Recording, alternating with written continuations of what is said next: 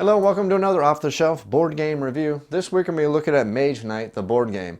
Mage Knight, the board game is a deck-building adventure game for 1 to 4 players, ages 14 and up.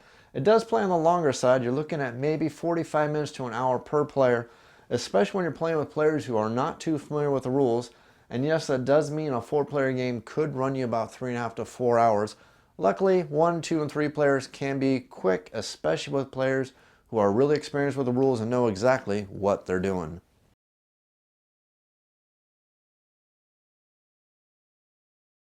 In Mage Knight, the board game, you are Norowas, the greatest of all the Elf Lords, or Tovak Wyrmstalker, head of the Order of the Ninth Circle, or Arithia, the Blood Cultist, or finally you could be Goldix, mightiest of the Draconum. At least this is who you were before you traded everything you had for untold power. All you gotta do is just give your 100% undying loyalty to the Council of the Void. The Council of the Void is giving you your orders, and where those orders are to explore the land and discover whether they have great cities or places to explore and exploit. Or it's the ultimate test of loyalty where you must compete with another Mage Knight, and only one Mage Knight and one Mage Knight alone is allowed to return to the Council of the Void.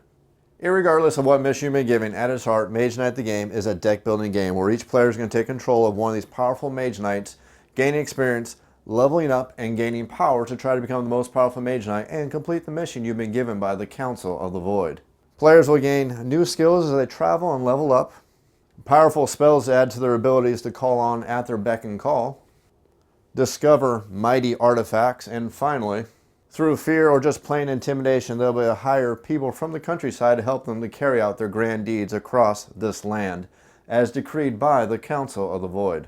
These mighty Mage Knights will call upon the magic of the land and all the spells and abilities at their beck and call in an effort to defeat the guardians, the creatures, and, if need be, or even if just ordered to, destroy all the cities in this brand new land that has been discovered by these Mage Knights through the orders of the Council of the Void.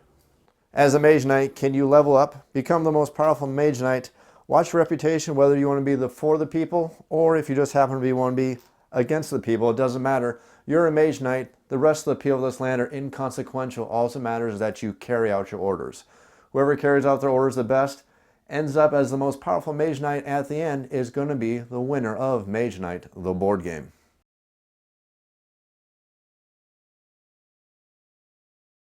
If you're at all familiar with any designs by Vlaada Helvadal, you know that he has a reputation for making some pretty interesting rule books.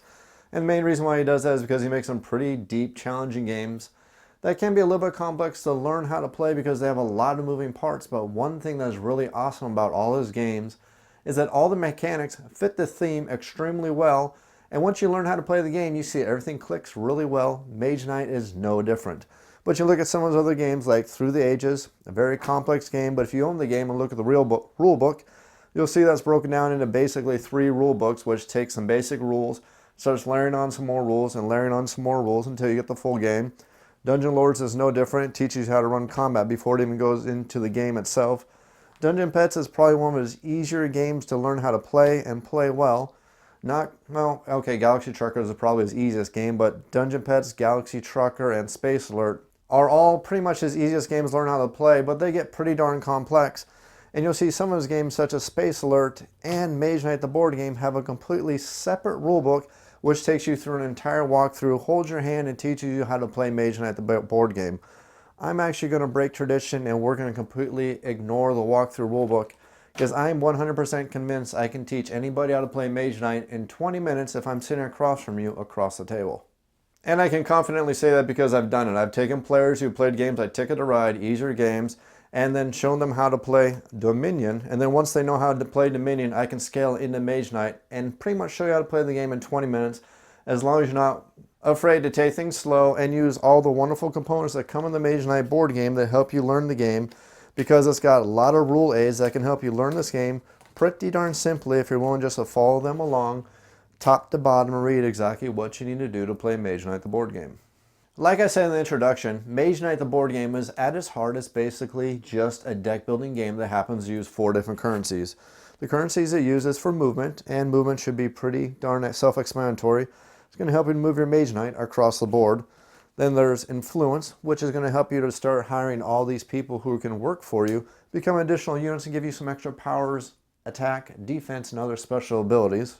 There's combat, which is going to help you start defeating the denizens of the world that you're trying to invade, take over, depending on whatever scenario you pick through to try to go through and try to win the game at. And then finally, you have your healing abilities, which can only be used out of combat, and that's a very important distinction. Make sure you never, ever forget that you can never heal during combat. And I'll give you that reminder a few times as I go through this tutorial, but never forget, healing can never be done during combat. Of course, Mage Knight the board game would be pretty boring if that's what it was all about, just those 4 basic currencies used throughout the game. And it definitely wouldn't be a game by Vlaada Chvátil if it was that simplistic also. So add a little bit onto that and add some more gameplay variety. There's going to be cards that are going to give you some special abilities that allow you to change things, give you some extra benefits or things along those lines. Or you may have cards that are going to give you 2 abilities. You can't use both of them at the same time, but you can definitely choose which ability to use, especially if you have the mana to power the card. And as a final nice touch, every one of these Mage Knights is going to play slightly differently because they have different powers they have access to. They can level up and gain. Each one of these Mage Knights has their own individual card that no other Mage Knight has.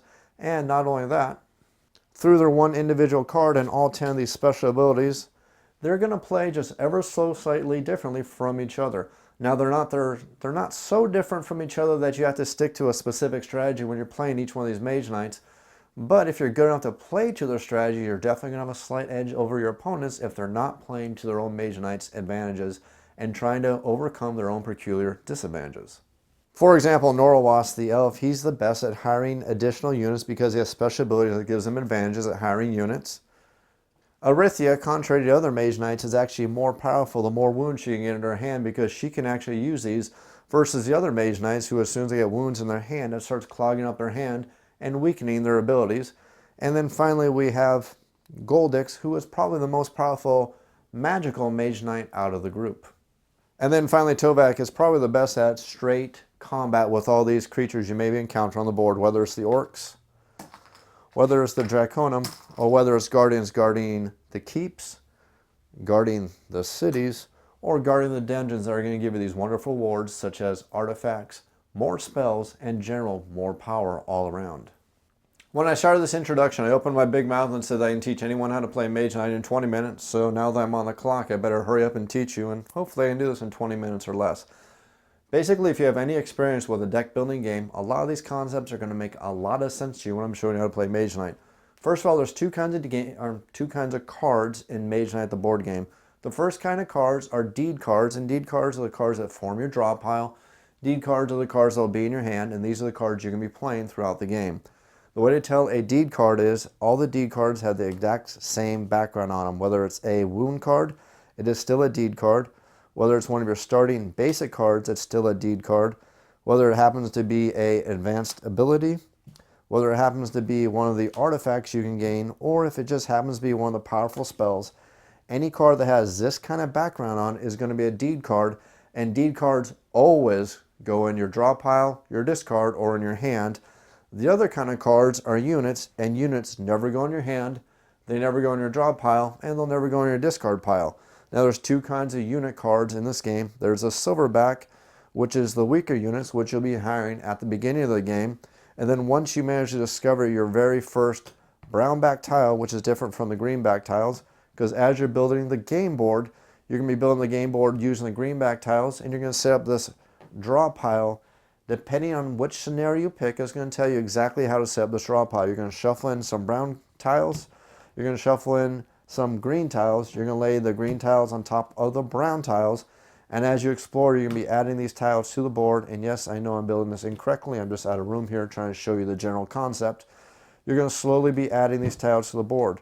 Once you reveal your very first brownback tile and add it to the board in a legal formation, you're going to start using the gold back or the bronze back units and start hiring those on the game board. Again, to repeat, you're going to start hiring these silverback guys first until you manage to discover your very first brownback tile. Once it's been revealed and added to the map, you're going to start hiring the goldback and the silverback guys. It's going to be a combination of both. You don't completely ignore the silverback guys once that's happened. Every single deed card in the game is going to have a top half and a bottom half, and generally what it's going to be is the top half is going to be the standard ability for the card, and the bottom half most of the time is going to be the more powerful ability that needs to be powered, and they'll be powered different ways. And I'm going to say most of the time the bottom half is going to be more powerful, because you're going to have some cards that'll say the top half will be for move, the bottom half will be attack, or vice versa. So sometimes it just depends on what you need at that time.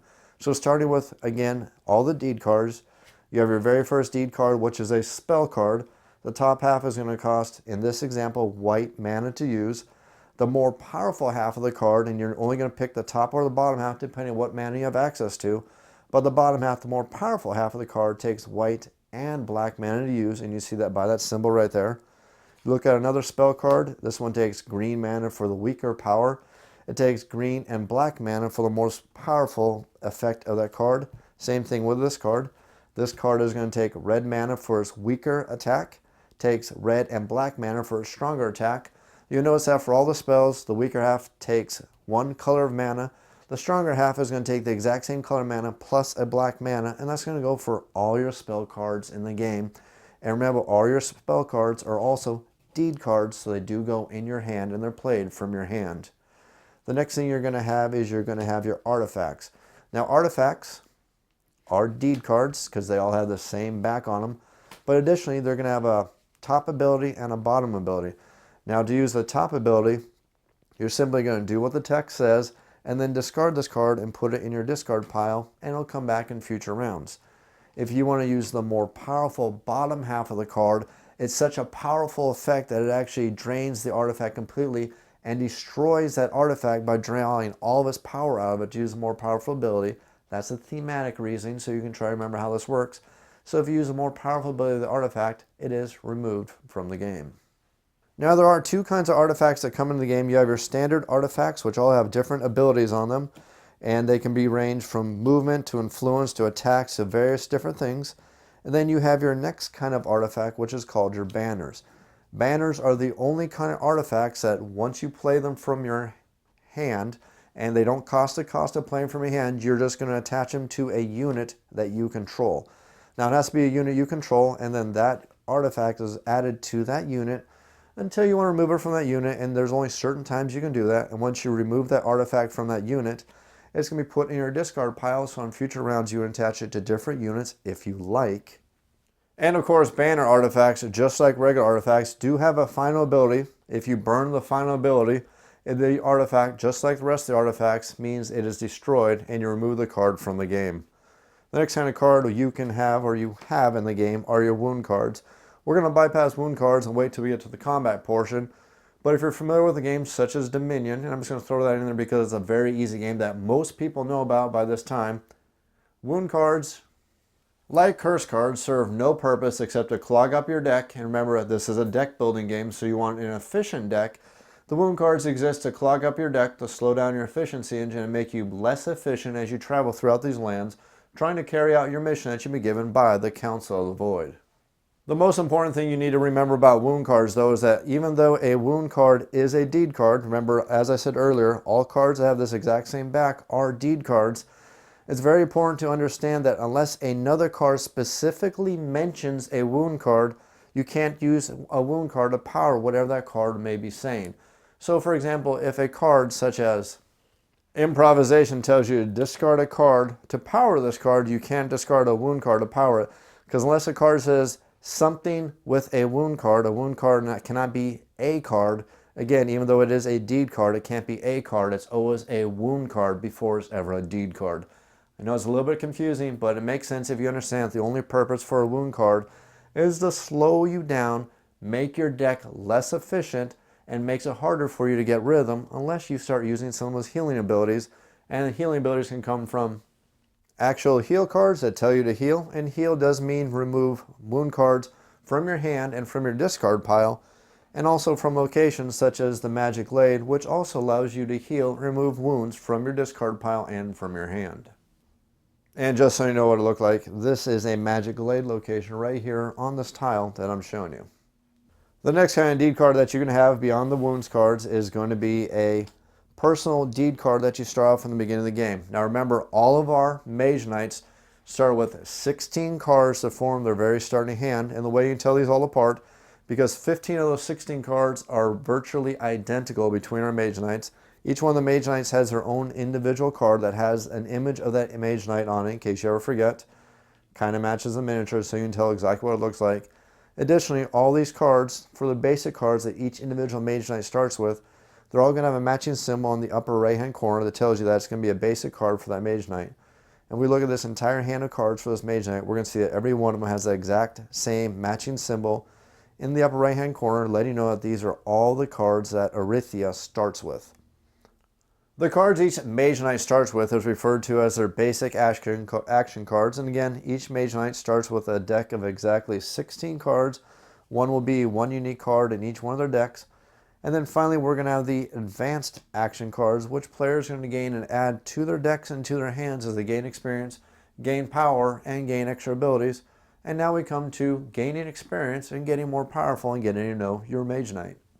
At the beginning of every single game, each Mage Knight starts off with no fame, which is basically your experience point total. The more fame you have, the more power you have, and the more cards, more armor, and more everything you have at your beck and call. Also, each individual Mage Knight starts off with a reputation of exactly 0. The people, the populace, have no idea if you are a savior or if you're a destroyer, if you're a friend or if you're a foe. Your deeds across the land are going to give you a reputation, whether it's gaining reputation by defeating things such as the orcs, and also defeating the Draconum that happen to be rampaging across the land that the people of this land don't like either. You destroy them, they think you're their friend, and your reputation with the locals is slowly going to go up. Of course, if you show your true nature by invading their keeps, invading their mage towers, or just being the ultimate in darkness and burning down their monasteries, because you know those monasteries protect magical trinkets that are going to make you more powerful, your reputation with the populace is slowly going to go down until you reach the point where you cannot hire the people of this land because they no longer trust you and fear you and know you are a great evil and another blight on their land. Good and evil are completely irrelevant to you. The only thing that matters is gaining fame, which is going to equal power. Every time you do an act such as defeating a creature, or by playing certain cards or doing various actions such as sacrificing mana at ancient ruins, your fame track is slowly going to go up. As your fame track goes up, it's going to start crossing these barriers, which is going to give you additional levels, which is going to give you additional powers. If you look down here on the left-hand side, it's going to show you exactly what special abilities you're going to get as soon as you cross that threshold, gain that level, and start gaining extra special abilities. There's two kind of level ups you can get in this game. The first level up is where you're basically going to get the ability to control more units and have more of these people working for you and doing your bidding. The additional kind of level up you're going to get is where you get to pick additional special powers that are going to be permanently added on to your Mage Knight, along with advanced skills which are going to be added to your D deck permanently for the rest of the game unless something causes you to discard one of those cards. Leveling up in Mage Knight the board game is one of the more unique aspects of the game, which I find pretty darn cool, and I'll get into that here. Basically, at the start of every single game, you only have enough power to potentially lead one unit in a battle because you only have enough fame, enough charisma, and enough leadership to control one unit at a time. And this is represented by one of these little tokens right here that you can play in your playing area to remind you that you only have control of one unit at a time. And until you level up, that's basically the only kind of unit you can control. You can disband that unit, gain another unit in its place, but you can only control one unit until you gain certain levels. And this is also used to represent once you've used the ability of whatever units you may currently have in your retinue. Once you use the special ability of that unit, you're going to place a token on top of the card to let you know that unit's special ability is no longer usable for the rest of the round. At the start of the next round, it's going to reset, and if he's still in your retinue, you can use his ability next round. And of course, then just place your token there to let you know you've used his ability. Every time you level up to one of these spaces that shows another one of these shield symbols, though, your ability to control more units and your own personal strength is going to go up, and that's represented by these additional little tokens here that are stacked up, and they're going to be numbered from 1 to 2, 3, 4, 5, 6, 7, 8, and finally 9, 10. And it basically represents the levels equal to the fame track in the game. Once you reach level 3, you're going to turn over the next token to let you know you can now lead another unit, whether that's a more powerful elite unit or a regular unit, it doesn't matter. You now can control one more unit, and that's a unit that you can permanently control until you lose it by card play or something happens to it. Once you level up again to level 5, you're going to simply flip over the next token to let you know you can now hire an additional unit. Of course, you have to pay for them. They don't join you automatically. And this is going to continue every other level. You're going to continue raising up your level, gaining the ability to control more units, using their abilities, moving your token on top of them, let you know what those abilities have been used. The additional really cool thing you'll notice if you looked at these tokens as I was flipping them over is that the numbers were slowly increasing. Now what these numbers represent is the amount of armor you have as a Mage Knight and the max amount of cards you can have at your hand at any time. So when you're only first and second level, you only have 2 armor and you can have a max of 5 cards. But by the time you reach the level 9 and level 10, and level 10 is the max level in the game, you're able to have 4 armor and you're able to have 7 cards in your hand at any time. The other kind of level up is a skill level up, and every Mage Knight in the game has exactly 10 of these skill tokens, and at the beginning of the game you're going to shuffle these up and randomize them so you don't know exactly what order they happen to be in. And then every time you hit one of these even numbered levels, 2, 4, 6, 8, and finally 10, you're going to get what's called a skill level up once you reach that level on the fame track. To do a skill level up, you're simply going to take 2 of these tokens at random, however you want to do it. Take the top off the pile, grab from a cup, whatever you like to do. You're basically going to pick 2 of these skill tokens, you're going to flip both of them over, and then you're going to peruse both of these skills and decide which one you want to keep and which one you want to discard to the community pile. Now the cool thing about the community pile is if I decide I want to keep this skill and toss this one to the community pile, that means another one of the Mage Knights who I'm playing with or against, depending if I'm playing a cooperative game or a competitive game, they can start gaining these powers too. So there's a little bit of strategy here about choosing the skill that help you the most and also choosing a skill that would be least tempting for one of your enemies to try to pick up and add to their skill powers. Once you pick whatever skill you want to pick, you're also going to pick one of these advanced action cards, and there's always a pile of 3 of them to choose from, and I'll show you that when I show you setup for the game. But you get to pick one of the 3 cards from the advanced action offer, and then you get to add that permanently to your D deck. And now this is a very, very important thing to understand about Mage Knight, which is very different from most of the deck building games I've ever played. In most deck building games, whenever you gain an additional card, it goes in your discard pile. Mage Knight is completely different. Every time you gain an additional card, it does not go to your discard pile. It goes to the top of your draw deck, which guarantees and ensures that that card that you just gained is going to be one of the next cards you draw in your hand. And that's very, very important. Don't forget that. Every time you gain a card in Mage Knight the game, from a level up, from conquering, from going and exploring these dungeons, or however you're doing it, even if you're going to a monastery and spending influence, not to get ahead of myself here, but just to tell you how this works, anytime you gain a card, it is always added to the top of your draw, the top of your deed draw deck, and it's going to be one of the first cards you draw next hand because you're going to start drawing from the top of the deck to form your next hand. They do not go in your discard pile. Never forget that. The first thing you need to do when you're playing Mage Knight board game is obviously everybody needs to pick the Mage Knight that they want to play. There's 4 available in the base set. There are expansions available for the game. I'm not showing any of the expansions here, but they are available to give you extra Mage Knights and extra objectives. And I can wholeheartedly recommend the Lost Legion expansion if you're looking to expand Mage Knight the game.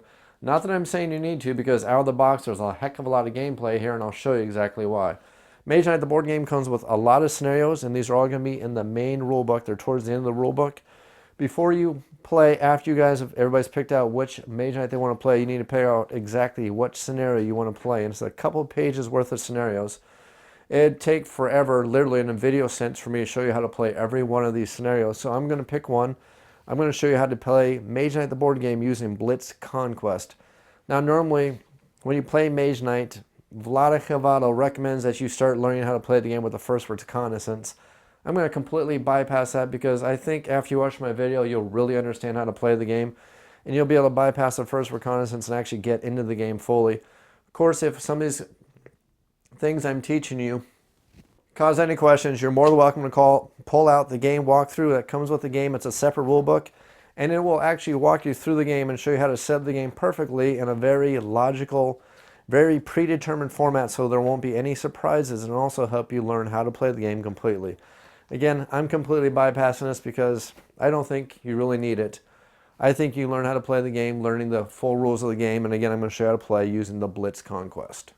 So the Blitz Conquest says that you need to take a certain amount of basic tiles. Remember, basic tiles are the greenback tiles.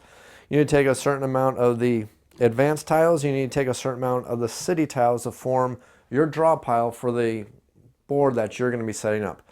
You always have your basic starting tile. This tile is going to be in every single game you play. It is a double-sided tile. There's an A and a B side.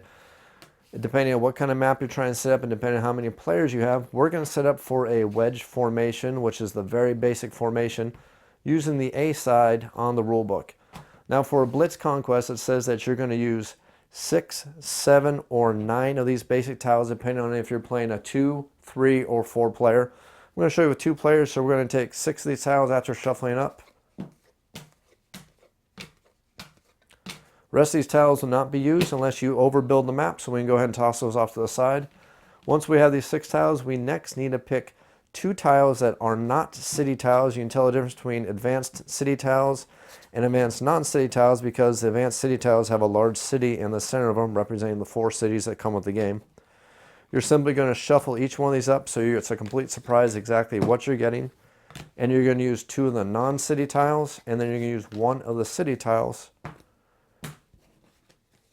And that's what you need to do to build up and set up for a 2-player full Blitz Conquest. It's going to give you a total of 9 tiles to build your map on top of the single tile that the game comes with. And this is for a 2-player game only, not for a 3 and not for a 4-player game. Mage Knight, the board game, is played over rounds, and each 2 rounds represent cycles of the day. The first round is day, second round will be night, third round is day, fourth round is night, fifth round day, etc. And different scenarios are played over different amounts of rounds. Since we're playing the full Blitz Conquest, it's played over 4 rounds. The first round will be the day. Once the day is over, we'll flip the day-night board over to the night side. And we'll play through a full night cycle. We'll play through a day cycle for the 3rd round. And then we're going to play for one final night cycle for the 4th round.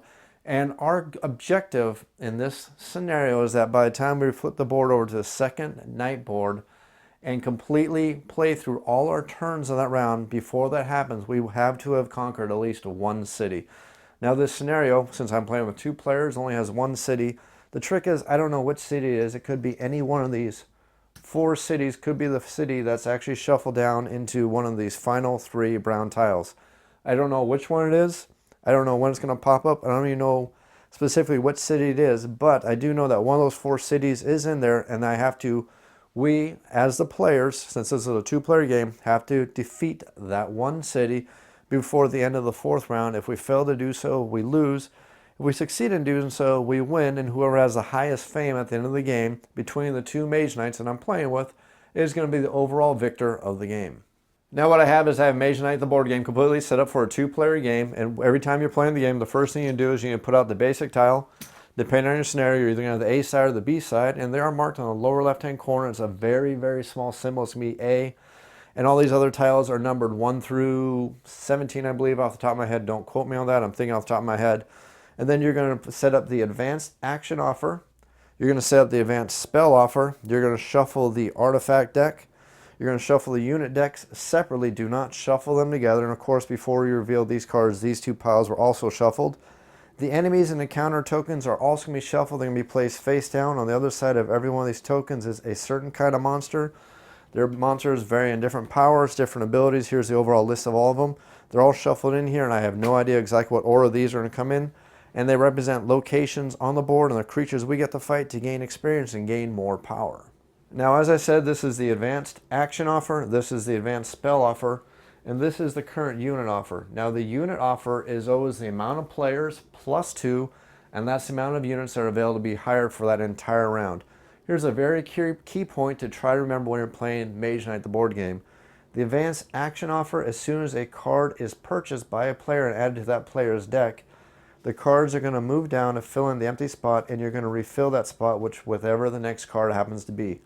The advanced spell offer is the exact same way. If a player purchases a spell and adds it to their deck, you're simply going to slide the cards down. It's very important to slide them down, and then draw the next card and continue on right from there. Now the unit offer is completely different from that. The unit offer is never ever refilled until a new round begins. So if during this one round, if all 4 of these players or these units are hired by our players, this section is not going to be refilled. And that's very important when we get to the point where we start locating monasteries on the board, because monasteries are going to add action cards to the unit offer. Now remember, anything in the unit offer does not refresh.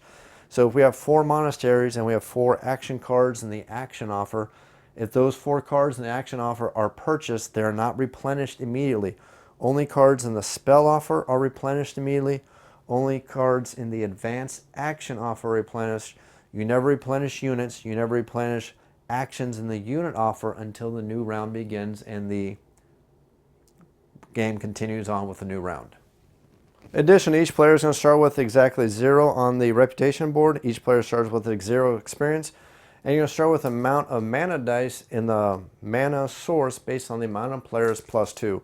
And you're always going to roll these, and you're going to be making sure that at least half of the dice you roll are going to be anything but gold or black. And those are considered the standard colors. There's blue, white, red, and green. Those are the standard colors. At least half the dice have to show that. If you don't, you re-roll the dice that don't happen to show that until at least half of the dice are those standard colors. Now, black dice is black mana. Black mana is not accessible during the day, so if you roll black mana during the day, it's basically a dead die, and it won't be used for the entire day round. And the exact opposite goes for at the nighttime. Gold mana is not usable at night. If you happen to roll gold mana at night, it's completely useless. It becomes dead mana, and that dead die is completely useless for that entire round until the new day cycle starts over. Now these dice are going to be re-rolled quite a bit, so you don't have to worry about them being stuck at one kind of mana. We'll get to that in just a few minutes. But first, since I'm showing you how to play the Blitz Conquest, there's a couple additional rules that apply just for the Blitz Conquest only. The first of those rules is that there's going to be 1 extra die in the mana offer. There's 1 additional unit in the unit offer, and every one of the Mage Knights starts with level 2 on the reputation track, which means they are +1 to the reputation. And we all start with 1 experience point, making it that much closer to gaining our very first level. And not only that, every time we cross one of these thresholds, we're going to get 1 mana just for free. It's kind of why I like teaching people the Blitz Conquest. It's actually the fastest way to play Mage Knight. They see a lot of the game really, really quick, and they get a lot of experience with the game, so they see just how the game flows. Once you have everything all set up, it's basically time to go ahead and set up the board for the game. Now, when you're setting these tiles up, you have to be very, very careful because there's symbols on every one of the corners of these tiles, and make sure you line them up properly. You're either going to be making a circle or a star pattern when you're attaching these tiles to the board. And it's in the very small corner. You can see if I put 1 piece here, I'm starting to form a star. If I put over here, you see in this corner, I'm starting to form a circle here. And it's very tricky, but there's also a number on these, and we got to make sure that the numbers are lined up so they're readable from the same direction. So we see that letter A is there, so the number 1 is there. We flip over to the next tile that we need to start the game with. And then we need to line these up again so the number is facing the same direction as the letter, and that we're connecting these circles with circles and the stars with the stars to form a star pattern. So you see we have a star pattern here, we have the start of a circle pattern here, start of a circle, but you have to make sure you line these tiles up just right. Of course, there's some advanced rules for this, but I'm showing you the standard rules from the game so we don't confuse things, because Mage Knight is very good about having lots of variants built in the game, but we're not going to get into those too much because I don't want to confuse things. Once you set up the map, the next thing you need to do is you need to find the reminder cards, especially when you're learning the game. Once you know the game, you really don't need to worry about it. But you need to find the reminder cards that match up with any special symbols you see on the map tile that exist at all. So looking at this, we see that we have marauding orcs. We have a magic blade. We don't need to pull that out because it's very simple. We have a village. Don't need to pull that out just yet because we're not at the village and we don't interact with those. We have another marauding orc. We have a wizard's tower, we have another village, and of course we have our entry portal where we come in from the realm of the Council of the Void, where we enter this world at, is right here on this space right here. So if we look at our cheat sheet tiles, whatever you want to call these little cards that come with the game, that's going to tell us exactly what to do when those kind of symbols appear anywhere on the map. Now if you look at the marauding orcs, it's going to tell you to pick a marauding orc token at random. Make sure you don't see what it is, flip it over and place it on that space, and that's a marauding orc protecting that location. We're going to do the same with the other marauding orc location. Place them down face down, and we're going to see that we now have 2 marauding orcs on the board, and then we're going to see what we need to do for the mage tower. Now the mage tower tells us what we're going to do is we're going to pick a guardian for the mage tower who is placed face down, so we have no idea exactly what is guarding that mage tower. And we're not going to know what is guarding that mage tower until either we get next to that mage tower during the day or we assault it at night. During the night, it's a surprise we're fighting. During the day, at least, we get a little advance notice to let us know exactly what's going to happen when we invade that mage tower. Now there are cheat sheets for just about every one of the locations on the game board. It would totally waste time on this video for me to take the time to go through and read these specifically and tell you exactly what they do, when I know you can do that very, very easily, and it's just a bunch of wasted extra garbage that's just going to confuse things. And it's easier just to play the game and pull out those cards every time you run to one of those locations. So we're just going to concentrate on what we have out right now. We're going to see that when we fight marauding orcs, it tells us that we can't enter the space. If we forget, it tells us right there. It's also going to tell us that when we fight these guys, if we defeat them, we're going to go up one level on the reputation track. If we come over here to the mage tower, it's going to show us that if we go to the mage tower, if we land on that tower, we're going to lose one from our reputation because we're attacking the locals. And even though it's a wizard's tower, they like their locals, so they're not going to be too happy about us attacking it. It's also going to tell us that we can start recruiting people from the unit offer, which happen to have the matching symbol for a mage tower. And we forget what that symbol is. We can look right here, see the mage tower symbol. See, this guy has a mage tower and the keep symbol, so he can be hired at mage towers and keeps. This guy has a mage tower and the monastery symbol, so he can be hired at mage towers and monasteries. These guys can be hired at villagers, hired at villages. And this guy right here, we see that he can be hired at monasteries. And if you ever forget, these little symbols right here along this little banner right here match all the symbols on the locations. You see that if we look at the village location, there's the little hut symbol. We see it matches that symbol. So we know as long as we're in a village, we can hire these guys. If we're in a mage tower or a monastery, we hire those guys, etc. It matches up on these cards. Works out really easy when you're trying to learn exactly how to play Mage Knight the board game. Now back to our mage tower. If we look at our mage tower, we're going to see that if we manage to conquer this mage tower by defeating whoever guards it, we're going to get to pick one of these spells from the spell offer. And again, remember, when we pick a spell, it doesn't go in our discard. It goes on top of our draw pile. Never forget that. That's one of the specific things about Mage Knight the board game.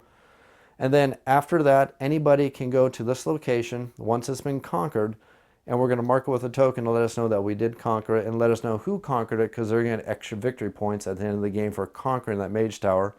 But once that's done, anybody can go to this location, spend 7 influence, and buy any spell from the spell offer as long as they have a mana token matching the mana color of that spell to throw in the discard pile, and then they can purchase that spell. So for example, this is a green spell.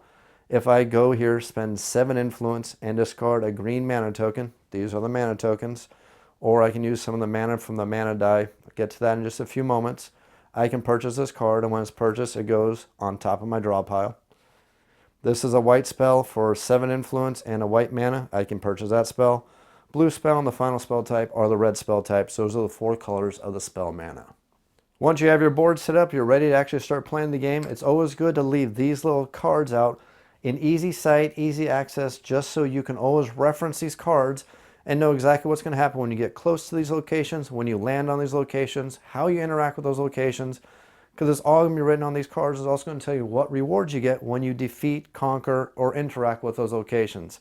Again, it'd be very wasteful for me to go through and read every one of these off, because it's very plain English exactly how these cards and these locations interact for you. Once you have everything completely set up, you're pretty much almost ready to start playing Mage Knight the board game. All that's left for to do is every player to draw 5 cards, and this is going to form their starting hand. Now, if you ever forget how many cards you get to form your starting hand, you can simply look at your Mage Knight and see that you have armor 2 and a hand of 5 cards. So every Mage Knight draws a hand of exactly 5 cards. And then once that's done, everybody has their hand, we're going to get to decide exactly which tactic card we get. And there's day tactic cards, night tactic cards, and these are also going to help you figure out who acts first when you're playing Mage Knight the board game. When the players are picking their Mage Knight, deciding which Mage Knight they're going to play when they're playing the game, whoever picks their Mage Knight first is going to take their order token and place their order token on the top. The next person in line who picked their Mage Knight next gets to place their order token below that one. And you're going to continue, depending if you have a 3 or 4 player game, you're going to place your Mage Knight order tokens in the order that you decided which Mage Knight you're going to play. And then in reverse order, those players are going to pick their tactic cards from the day tactics if you're playing the daytime, or the night tactics if you're playing at nighttime. Now the tactic cards are very, very cool. They're numbered from 1 to 6, and they're each going to give their own special abilities. And the higher the number on the card, the more powerful the card is, but the later you're going to act in the game turn. So it's kind of a balancing act. You want to decide how badly do you want to go first, and how badly do you want the special abilities granted by these tactic cards when you're picking them. So in reverse order from lowest, the person who picked their Mage Knight last gets to pick their tactic card first. So in this example, Goldix would pick first, and let's say he decided to pick, he wanted Great Start. That's going to be his tactic card. And then Arithia doesn't really care. She goes first, and she likes the Right Moment tactic card, so she's going to pick that as her tactic card. Once the players have decided which tactic card they're going to take, they're going to rearrange the initiative cards based on exactly who had which tactic card. Lowest tactic card in the number goes first, but highest number is usually the most powerful tactic card. So Goldix picked the number 5 tactic card, so since his tactic card is numbered lower than Arithia's, Goldix is going to be player number 1, and Arithia gets to be player number 2. And then players need to look at these tactic cards and see if there are immediate effects, long-term effects, or one-time use effects. There's 6 of them. You can go through and read them yourself. They're pretty cool. And they're different between the day ones and the night ones. Completely different. 12 different cards, 10 different abilities. Can really help you with your strategies. So now that we got everything set up, what the heck do you do to play Mage Knight the board game? Like I said earlier, Mage Knight is a deck building game with multiple currencies. The currencies, if you remember, there's currencies for movement, there's currencies for combat, there's currencies for influence, and then there's some wild cards that do some pretty crazy things to change things up just a little bit. Here's the most important thing to remember about Mage Knight the board game though. Even though you have your hand of all these deed cards which have different abilities, different things that you can do on them, every single deed card can be played as a basic deed, power, or ability, whichever term works best for you to help you remember exactly how this works. Now again, I want to make sure I re-emphasize this. Any deed card can be used for a basic ability. Now the basic abilities are move of 1, influence of 1, attack of 1, or block of 1. Now remember, any single card except for a wound card, unless you have a special ability that breaks the rules, is a deed card when it's in your hand. So that means if I have this hand of 5 cards, I happen to have this spell, I happen to have this advanced action ability, I can use every one of these cards, no matter what they say, as movement. So I can get 1 point of movement, 2 points of movement, 3 points of movement, 4, 5, 6, 7 points of movement. If I really desperately need to move, I can burn these cards and use them for their basic abilities. Of course, I won't do that in this case because this card actually gives you move 2, so it'd be pretty silly to do it that way. This card also gives you move 2, so it'd be pretty silly, but I'm just trying to emphasize the point that any card, you can completely ignore the text on the card if you wanted to and use it for a basic ability. And the 4 basic abilities, again, just to re-emphasize them, is movement of 1, influence of 1, attack of 1, and a block of 1. No matter what a card says, if it's a deed card, you can always use it for those basic abilities no matter what.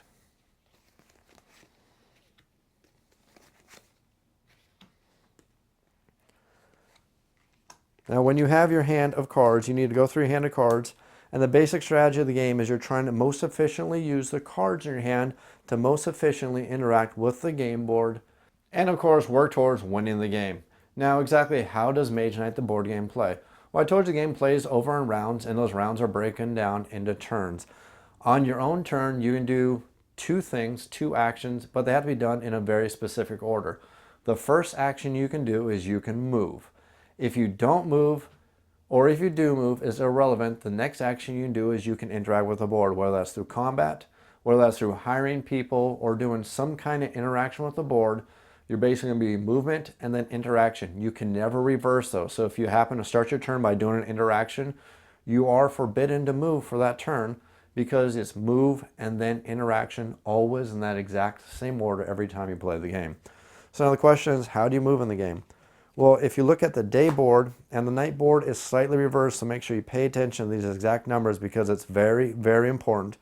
But if you look at the day board, it's going to tell you exactly how many movement points it takes to move in those exact special kind of terrains. So we know that Goldix is our starting player. Goldix is the top action token. He also happens to have the lowest tactic number card between the 2 players. On his turn, he's going to come into the world, and he's going to land on the portal. And the first thing he needs to do is he needs to move, because you can never end your turn on the starting portal because you can't block other players. Now, minor little separation here just to cover a point really quick. You can move through other Mage Knights. It's allowed to move through them. It's perfectly within the rules. But if you ever end your turn on top of another Mage Knight, you have started combat with that Mage Knight. And yes, this game does allow player versus player combat. It can be pretty darn damaging. And I'm not going to get into too much in these rules because it's more advanced play, and I'd rather just concentrate on the basic rules for the game. And they actually say in the basic rules, don't have any player versus player combat when you're first learning the game, and that's one of the few things I 100% agree with in that rule book.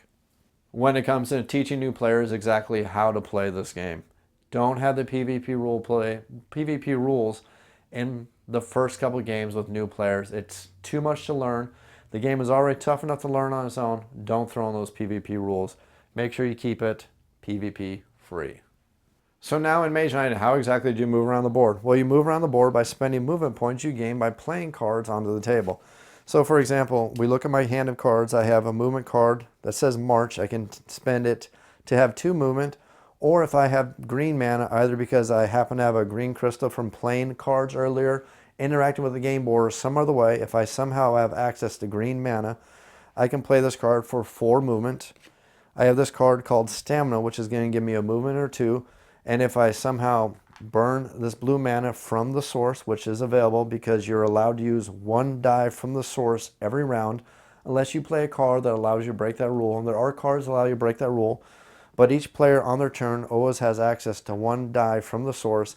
They can't change its facing, but they're more than welcome to take it and use it exactly for what it says on its face value.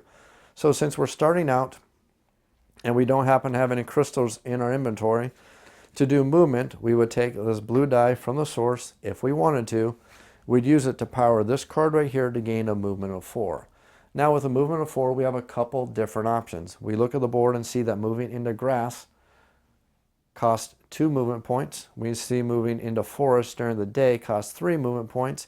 You're going to see a small number next to it in a darker color. That's to let you know that during the nighttime, that's a different number. So during the day, forests are 3. At nighttime, they're 5 movement points to move through. Deserts are 5 during the day, 3 at nighttime. And if you flip the board over, it shows you the exact opposite of what it shows there.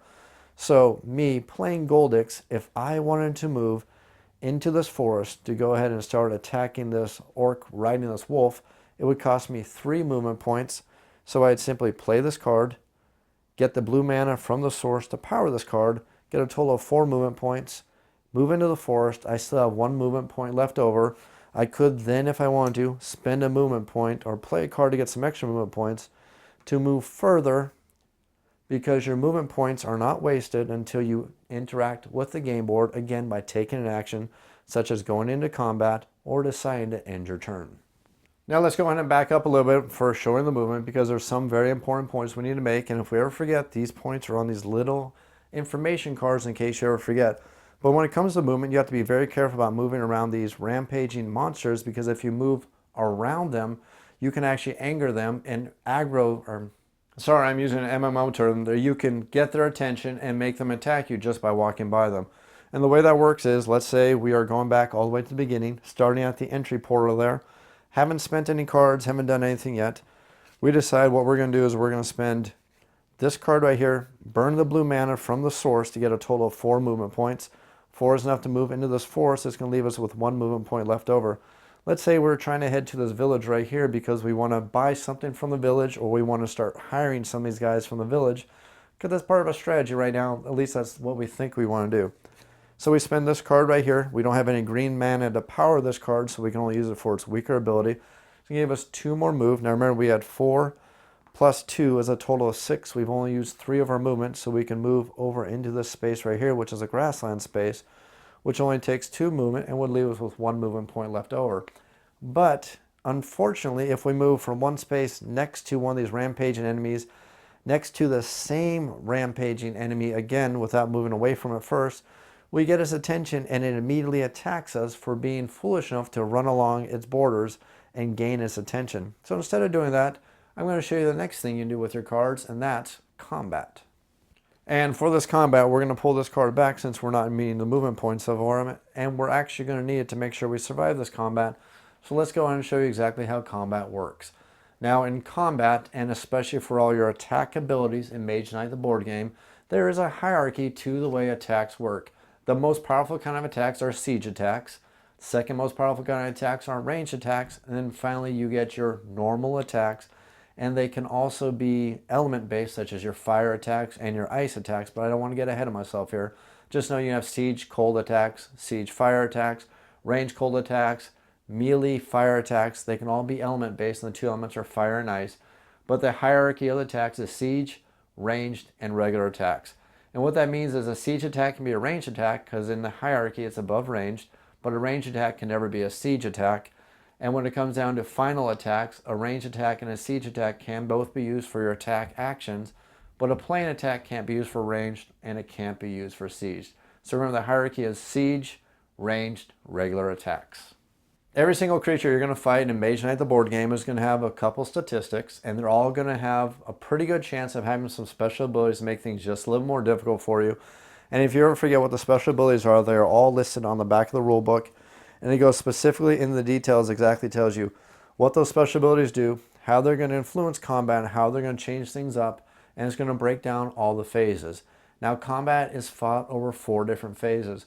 First, we have the ranged attack, where we get to shoot at the monster that we're fighting before it gets in a melee combat with us and start attacking us up close. So the first thing we're going to do is we're going to do our ranged combat. Once the ranged combat is done, we're going to have to block that monster's attacks. Any attacks that we fail to block are going to be treated as damage to us directly. And then after they get the chance to damage us, we get the chance to defeat the monster in the end. So the way it works is ranged combat, where we attack the monster with our ranged combat, playing cards that give us ranged attacks. The monster is then going to attack us. We have to block those attacks. And if we fail to block those attacks, we're going to suffer damage that we apply either to ourselves or to our units. And then finally, we get a chance to try to defeat the monster directly. The first thing we need to do before we start any fights with a monster is we need to look to see if that monster has any special abilities. And if you look at this Wolf Rider, you're going to see that he does have the special ability of Swift. What that does mean is that this monster is a lot harder to block than normal monsters, meaning that there's a good chance, especially this early in the game where I don't have a lot of cards in my hand or a lot of special abilities to help me become more powerful, means that there's a good chance I'm going to suffer some damage from fighting this combat with these Wolf Riders. Each monster also has 3 statistics that they're going to use throughout the combat.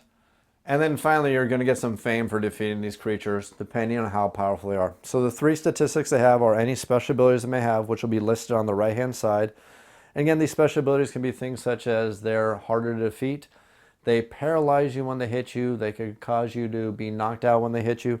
There's quite a few special abilities. If you ever forget them, they're all listed under offensive special abilities for that creature. And again, they can be poison, plenty of things. And you can basically read them right here and they tell you exactly how they work and how you interact with them. The next thing you're going to have is their defensive strength, or their hit points, or exactly how much damage you need to do to defeat this creature. Now, there's no muscle memory in this game. You either do enough damage to defeat this creature or you don't. So in this instance, for these Wolf Riders, I have to do 4 points of damage or more to defeat them. 3 or less doesn't injure them, doesn't do a thing, and as a matter of fact, it's a waste of card play, so you don't even play cards if you can't do that minimum amount of damage. And it's also pretty much pointless to attack that creature if I can't defeat it in the first place. The next thing you're going to have is exactly how much damage this creature does. This is how much damage they need to block. And again, like doing damage for the creature, there is no muscle memory. I either need to block 3 points of damage and avoid the damage, or I take the full damage. Even if I manage 2 points of block, it doesn't matter. I have to block all 3 points of damage, or I suffer all 3 points of damage. It's an all or nothing kind of thing. And then finally, if I defeat the creature, and only if I defeat the creature, I'm going to get the amount of fame listed on the bottom of the tile. And then at the end of my turn, after I've completed all my cleanup, I'm going to get the chance to level up and possibly get some special extra abilities, especially this early in the game where 3 fame points is going to be more than enough to level me up from 1 all the way up to 4, which is going to give me some extra special abilities and also give me some advanced action cards for leveling up there. Also, don't forget, for defeating the Wolf Rider, if I defeat them, I'm also going to go 1 level on the fame track. Don't forget, that's very, very important. We're going to need fame later on in the game, especially when we start attacking the keeps, the wizard towers, and even the cities later on in the game. So now to fight this creature, again, we're going to go through the routine of the attack process, starting with ranged attacks. Now, unfortunately, I don't have any cards in my hand that are going to give me any ranged attacks at all. But to give you an example, you can see over here the Swift Bolt. If you spend 1 mana on it, it would give you a ranged attack of 4. Now, if I was lucky enough to have this Swift Bolt card in my hand, and on top of that, if I was lucky enough to happen to have 1 white mana crystal, because I've already used one die from the source, so I can't use this one also. Because remember, you're only allowed to use one die from the source on your turn unless you play a card that allows you to break that rule. So if I was lucky enough to have Swift Bolt, if I was lucky enough to also have one crystal in my inventory to spend, I could simply play the Swift Bolt card on this orc, which would do 4 points of range attack damage, which is the amount of hit points this creature has. I'd do 4 points of damage to it. It would be defeated, removed from the board. I'd gain 3 experience points or 3 fame. I call it experience, sorry, it is fame, but I refer to it as experience points. The creature would be defeated, put in the discard pile. I'd gain the reputation, because remember, every time you defeat a rampaging orc, you gain 1 level on the reputation track. I'd gain experience, which possibly could level me up. In this case, it would level me up and give me an extra advanced action card that I can take, such as the Swift Bolt card, and then I'd be able to pick 2 special abilities, or pick between the 2 special abilities, take one of them, add permanently to my abilities that I have available to me. Unfortunately, though, I don't have the Swift Bolt. I'm not able to do any range attacks against this creature, so the next thing I need to do is I need to block its 3 points of damage. Now, unfortunately, this is a creature that has a Swift ability, which means that I have to be able to block double its potential damage, but it's only going to do the listed amount of damage on the creature. And again, if you ever forget, it's always listed on the back of the book here. It tells you exactly what all the offensive special abilities do.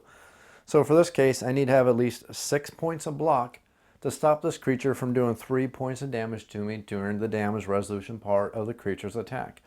So looking at my cards, we see that I have a card that gives me 2 move, which of course I can play that sideways for 1 point of block. I have a card here that gives me 3 points of block. If I power with red mana, I could get 5 points of block, but I have to discard a card to power it. I have a card here that is Influence, which is not going to help me, but I can play it sideways for 1 point of block. And then I have this card right here that's going to give me 2 attack or 2 block. So now I have a couple options here. I could play my cards and potentially get 6 points of block and stop this creature from damaging me. The problem is I won't have any cards left over to be able to take this creature out, so it would be a wasted combat. I would have wasted all my cards and basically wasted my turn with no bonuses or benefits to me, and the creature would stay on the board.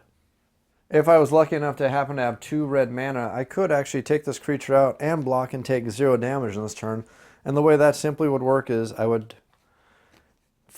play Improvisation right here. I would burn 1 red mana plus discard a card to power it, which is one of the requirements for the card. That would give me 5 block. I would play this card sideways for 1 more block, which would give me a total of 6 block, which would be enough to stop this creature's damage. Then I'd spend the red mana to power this card for the extra special part of the card, which is giving me 4 attack, which would be enough to defeat this creature. And I would defeat this creature without taking any damage at all and gain the fame. Unfortunately, like the ranged combat card, I don't possess the red mana to power these cards, so I have 2 choices. 1, I can block this creature, not take any damage at all, and then not do any damage back to this creature, wasting my turn. Or I can do the alternative, not block the creature, take the damage, take the wound cards, and then defeat this creature and gain some experience. So since we're early in the game, and it's the smartest strategy, at least for us right now, and wounds are pretty easy to take care of in the beginning of the game, especially since we do start with healing cards in our hand, and we haven't drawn any yet, so we know they are coming, we're going to go ahead and take the damage, and I'll show you exactly how damage works when a creature attacks you. When a creature attacks you, the first thing you want to do is, if you happen to have any units, and again, you have to have a unit. If you don't have any units in your party, you cannot use them to take any of the damage. But if you happen to have any units in the party, you can decide to let them take some damage for you, and then if there's any damage left over, it comes immediately to you. Now, the alternative is you don't let any damage go in the unit, and you take the damage to yourself directly. Now, why would you want to take the damage directly? Well, if one of your units takes a wound, you cannot use that unit for any of their special abilities until you heal them, and healing does waste cards, so you may not want them to take the damage. Additionally, when you do take wounds, the wounds go directly into your hand, which is going to clog up your deck, because remember, you can only have a max amount of cards in your hand based on your level, and since we're first level, the maximum amount of cards we have in our hand is 5. And if 2 of those cards are wounds, we're only going to be left with 3 cards that really do anything with on our turn, and that does hamper us and make us less powerful and less able to interact with the game board. So now we have a choice. If we had a unit, we could let them take damage, and the way that would work is we'd see that this creature does a total of 3 points of damage, and we're going to see that this Savage Monk has 4 armor, which means he can take up to 4 points of damage. And once he takes that 4 points of damage, any remaining damage is going to have to fall onto a different unit, or it's going to come directly to the Mage Knight directly. So we're going to see that this creature does 3 points of damage. This creature in our retinue, the Savage Monk, has 4 armor, so 4 is greater than 3. So we're going to take 1 wound directly to the Savage Monk, and now he's not usable anymore by us until he's healed. If we had a different person, such as the peasants, who happen to have 3 armor only, this creature would do 3 points damage, which again would be enough to wound the peasant. There's no additional damage that we need to take care of or take to ourselves, so we'd be fine there. If we happen to have somebody like the illusionist, and let's say we had somebody like the illusionist who does not have the illusionist special power, because a really nice thing about the illusionist is they actually have physical damage resistance, which helps them take less damage overall. But let's just pretend they did not have that special ability, just so we can show you this example of how this would play out here directly. If we had this illusionist and we decided for the illusionist to take the damage for us, again ignoring his special ability, it'd be 3 points damage that are coming in. 2 of those points damage would be removed. He would take the wound, and we still have 1 point of damage we need to place. Now if we had 1 more unit, we can send that point of damage to that unit,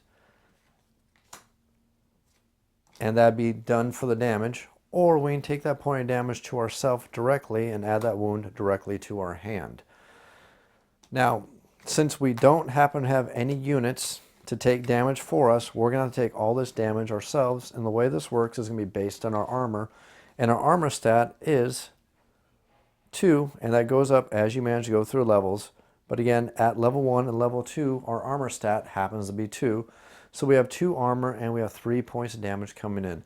So the way you figure this out is you apply this damage and you subtract your armor. If there's any left over, you keep applying damage, subtracting your armor, and adding a wound to your hand for every time you're lowering the damage until you hit 0. So how that works is we see that we're taking 3 points of damage. Our armor is 2.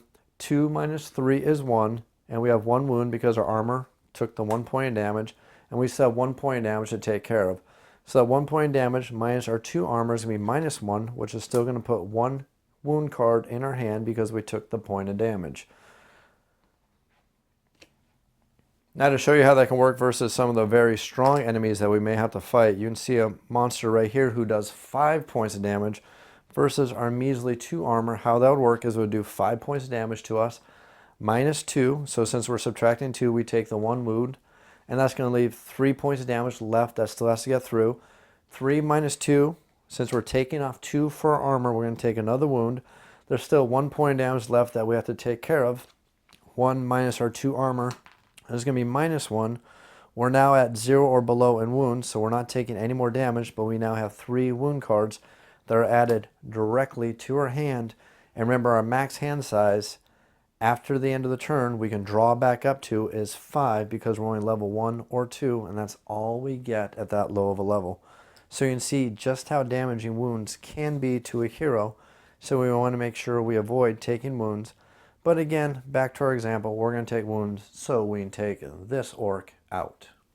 So back to our what's really going on with our orc our wolf rider that we're fighting. We're not blocking his attack because we want to defeat this creature, and we don't have enough cards in our hand to block and defeat him. So we're going to go ahead and take the damage. He's going to do 3 points damage minus our 2 armor. We're going to get 1 wound. That's going to be added to our hand. We still have 1 point of damage left to account for, which is going to be 1 more wound. That's going to go directly to our hand. Now, even though our hand limit is 5, we don't discard immediately down. As a matter of fact, if you ever have more cards than your hand limit, you don't discard. You're just not allowed to draw cards at the end of your round because you only draw up to your hand side. You don't discard down to your hand side. Very important point. So if you happen to get a couple wounds, don't worry about it. You're not going to be forced to discard cards. You're not totally in trouble yet. So we have the range attack phase. We have the block phase. The creature does damage to us. The final phase of the battle is we get to attack and possibly defeat this creature and gain a little fame in the process. So we have a couple different ways we can do this. We can play improvisation, which is 3 damage, which isn't quite enough to defeat this creature.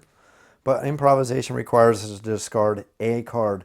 Now remember, wounds don't count as a card, so we can't discard these to power improvisation.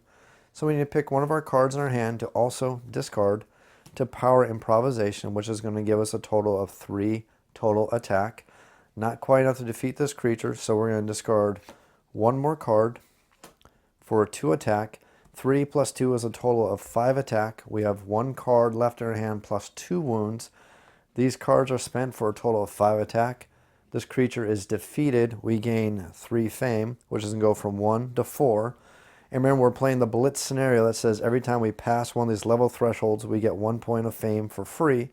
So we're now up to 5 fame. We've gone up a level.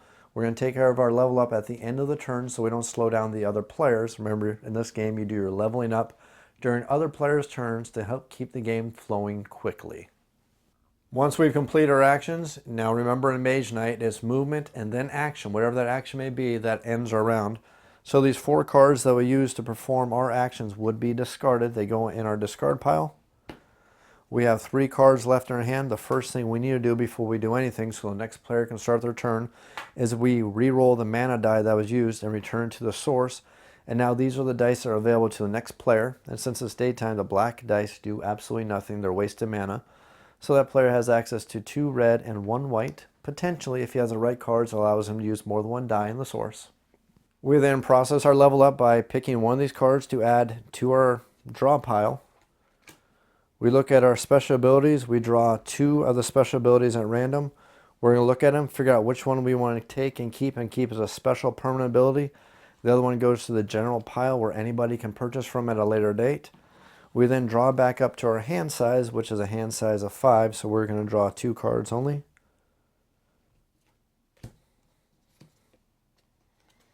That should have went there. We'll draw 2 cards only. We have a total hand size of 5. Remember, we have 2 wounds in our hand, a block in our hand. That's the end of our turn, and now it'll be time for Arithia to take her turn and do whatever action she likes to do. I've shown you movement, I've shown you combat. Now the next thing I need to show you to do is how exactly influence works and how you're going to handle hiring these units, adding them to your force, getting their special abilities, and exactly how that works exactly for you. We'll go ahead and use Arithia and say she's had a few turns to manage to move up to this village. And we'll go ahead and draw a hand of cards for her. Now remember, she only has a total of 5 cards in her hand. Because she's level 1, 2 armor, 5 total cards in her hand. So let's see what kind of cards we have. We have improvisation, which can be used for up to 3 influence. We have determination, which can be used for attack or block. We have stamina, which can be used for move or move. We have swiftness, which can be used for move or ranged attacks. And we have stamina, which can be used for movement or movement, depending on what kind of mana we use from the source.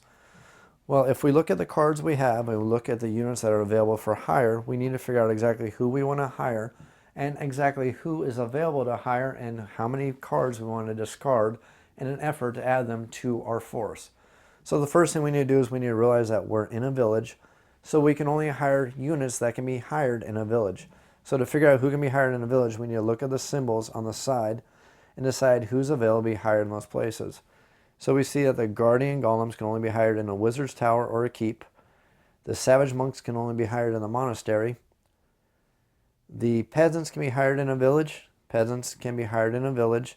And we see that the illusionists can be hired in a wizard's tower or they can be hired in a monastery. So the only 2 people we can hire in the village right now happens to be the peasants and the peasants.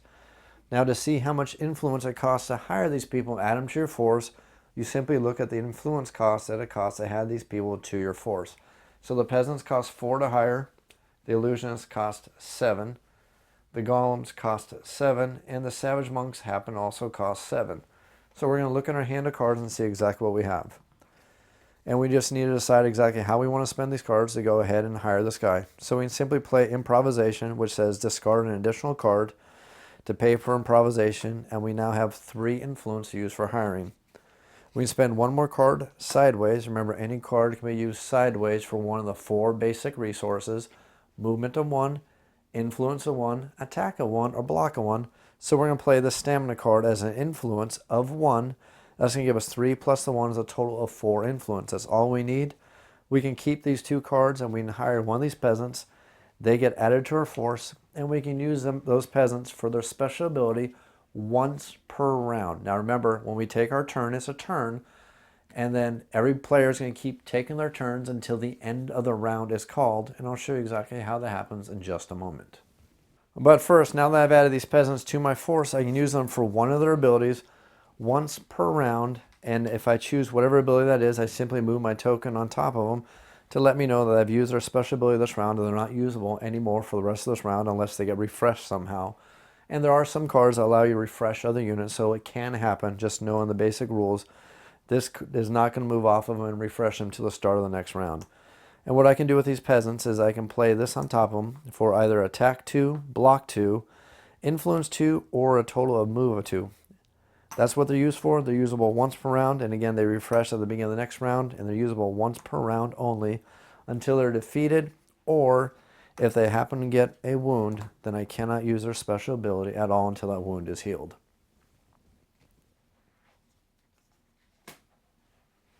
I've showed you how to gain units, I've shown you how to do combat, I've shown you how to move, but I haven't actually showed you how to explore the tiles and start adding more tiles to the board.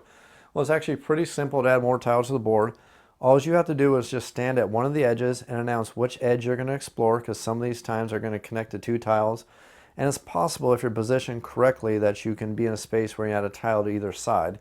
So you need to announce exactly where you're placing the tile, spend 2 movement points by discarding at least 2 move worth of cards, flipping over the next tile from the draw pile, making sure that you keep the face in the tile correct, and lining up the symbols. Remember, circle, stars, numbers facing the same direction, and then placing the tile. And it costs 2 move to do so. And when you reveal a new tile, you're simply going to pull out the card that tells you exactly what to do when these locations pop up on the board. Follow exactly whatever instructions they tell you to do, and then you're done and you're ready, and you can either continue moving by spending more movement points, or you can stop there, or you can interact, or you can do whatever you like to do. Just know that when you want to explore more tiles and add them to the board, it costs 2 movement points to do so. There's a couple other comments to make about combat directly, just to make sure you understand there's a few idiosyncrasies about combat, especially when it comes to sieged attacks and ranged attacks specifically. Every time you play the game and you're ever attacking a location that is either a city, a keep, or a wizard's tower, the creatures inside are fortified, which means they're behind a wall and you're basically laying siege to their city, their wizard's tower, or their keep, or whatever the case may be. What that specifically means is that unless they have a special ability called fortified already, and that makes things even worse for you if they already have the special ability of fortified. But if a creature you're fighting doesn't have the ability of fortified, they automatically get the fortified ability for free. And what fortify means is that you can't use ranged attacks against the creature, you can only use siege attacks only. So in the attack process, where it's ranged attacks, block, damage, and then attack the creature back, it's basically you have to do siege attacks, and if you only have ranged attack cards, there's nothing you can do. So it's siege attacks, block, attack, and then attack them back. But if a creature is in a keep, is in a mage tower, or in a city, and they already have the fortified ability, they're considered double fortified. That means you cannot use ranged attacks or siege attacks at them at all. And this can be very tricky, especially when you start doing things like attacking the cities, which are guarded by multiple creatures, not just one creature alone. And the way you can figure that out is these cities are meant to be more challenging as you level up. They start off with lower levels, and you're going to see symbols on them. I'm just going to show you exactly which kind of creatures you're going to draw from that are going to be guarding this city. So we take the red city as an example. If we want a weak red city, because we don't want much of a challenge, we just take it and set it to level 2, and when we attack this city, it's going to be guarded by 1 purple creature. And we're going to see that's going to be guarded by 1... Had to look carefully there. It's going to be guarded by 1 Draconum creature. And as a minor segue here, and I'm going to hit upon this when I do my actual review for the game, I hated these little color tokens that they use for inside here. It's next to impossible to read, and I feel sorry for anybody who's colorblind, and I'm not going to start my rant here because I'm probably going to rant about this a heck of a lot in my video review when I'm actually doing the review for the game.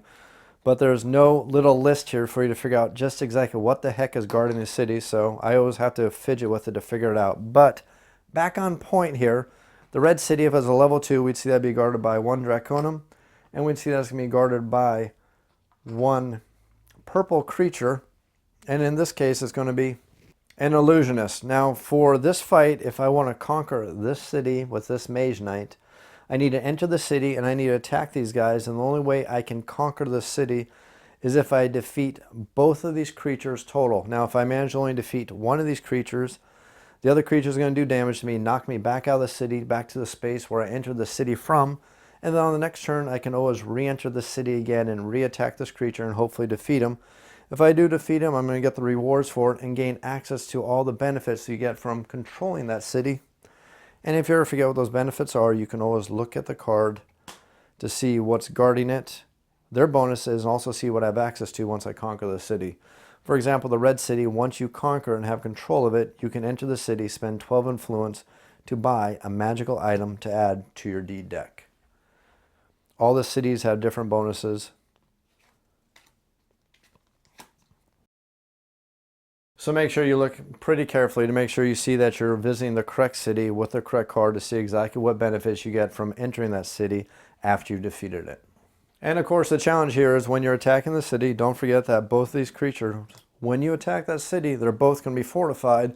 And if either one of those creatures happens to already have the fortified ability, that means you can't use range attacks versus that creature at all. So if we happen to be attacking this city right here and the Guardian just happened to be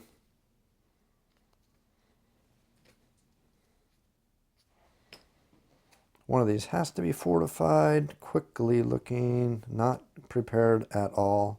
That looks terrible. If, for example, not possible here, but this orc happened to be guarding this city right here, we'd see that this orc happens to be fortified, which means during the combat part of the ranged attack, I cannot use any ranged attacks against him. Can't use any siege attacks against him, but these two guys right here, since they get fortified for free, I can use siege attacks against them. Hopefully defeat one or both of them if I have enough siege attack power before we move on to the blocking phase, move on to the damage phase, and move on to the part where I get to attack them back. And don't forget that when you're fighting these creatures, all three of these creatures, if that happens to be the case, are going to be attacking you, so you have to be able to block all their damage total.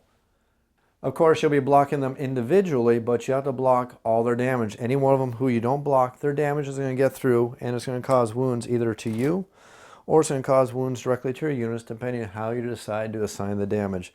So if I happen to be attacking the red city and is guarded by this Draconum and this orc right here, I'd have to block this guy's 5 damage right here, or I'm going to take wounds, and I have to block this guy's 3 damage right here, or take wounds. If I manage to block him only, I'm going to take the 5 damage here, and vice versa. If I happen to block all his damage, I'm still going to take damage from this guy. And then of course we have to defeat those guys.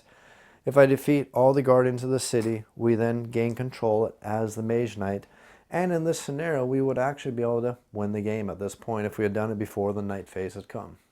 Now I know this all seems pretty darn complex, but that's actually the basic flow for Mage Knight, the board game. You're basically going to be exploring the board, interacting with all the locals, interacting with the creatures, interacting with the cities, the keeps, and everything, trying to complete your objective and trying to win the game by whatever the objective for the scenario happens to be. Players are simply going to be playing their turns.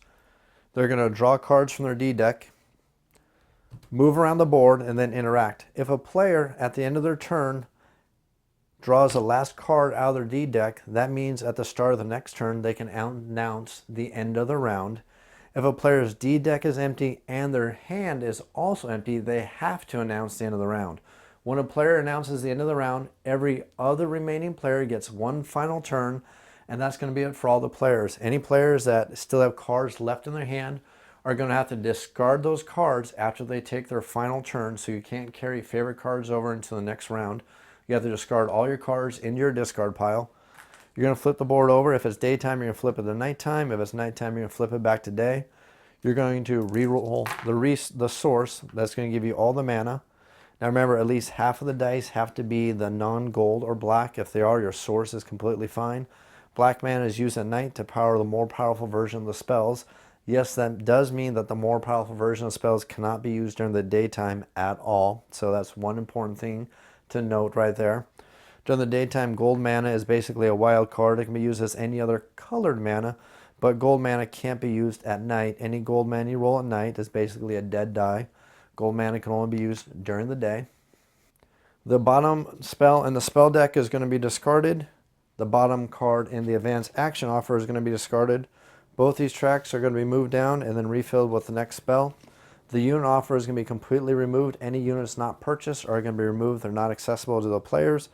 You're going to form a new unit offer depending on whatever the rules may say. And since we're playing the Blitz scenario, that does mean we're going to have number of players plus 3 units available in the unit offer. Again, that's only for the Blitz scenario. Normally it's amount of players plus 2. Players are then going to shuffle their deed decks, including any cards that may have gone before, any cards in a discard pile, any cards that happen to be in their hand. They're going to draw a new hand based on whatever level they are. That's going to be the new hand size. Players then just going to pick new tactics.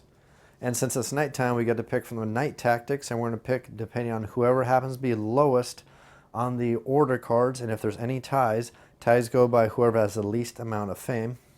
And I'm sorry, I just got that completely backwards. I don't know what I was thinking there. Whoever has the lowest amount of fame gets to pick their tactics card first. If there's any ties, you break the tie by whoever was lowest in the prior turn's order phase. You're going to readjust these depending on whoever has the lowest number on the tactics cards, adjusting the player order, and then you're going to go ahead and start a new round and continue play until the victory condition has been met for this scenario.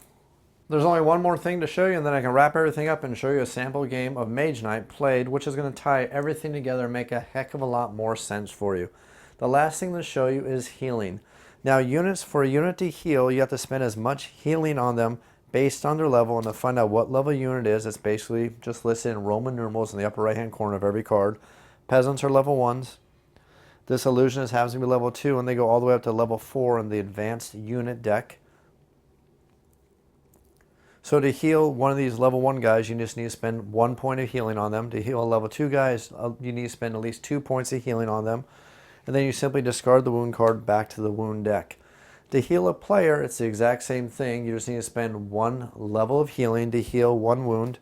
And you can get healing by spending healing cards that you can find in your deed deck. You can get healing at some of the locations on the game board.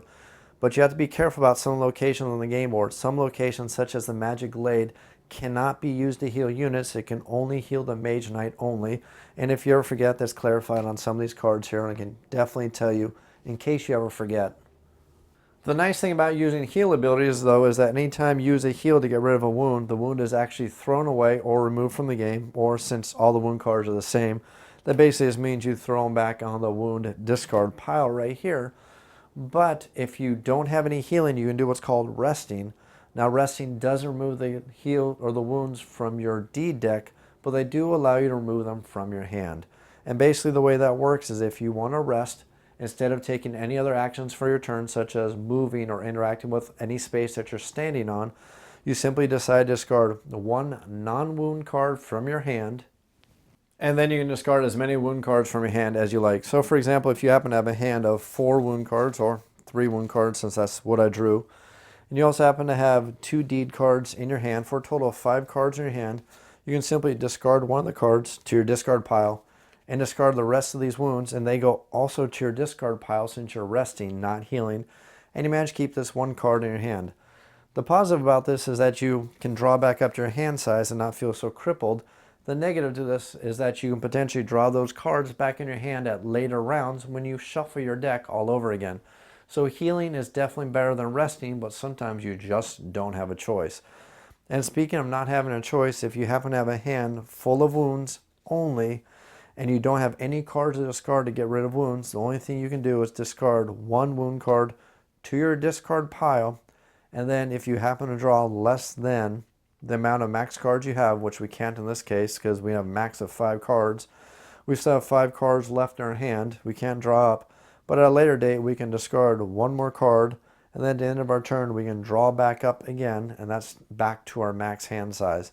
Then in a future round we could discard this card and then discard all of these wounds again and draw a full hand back up to 5.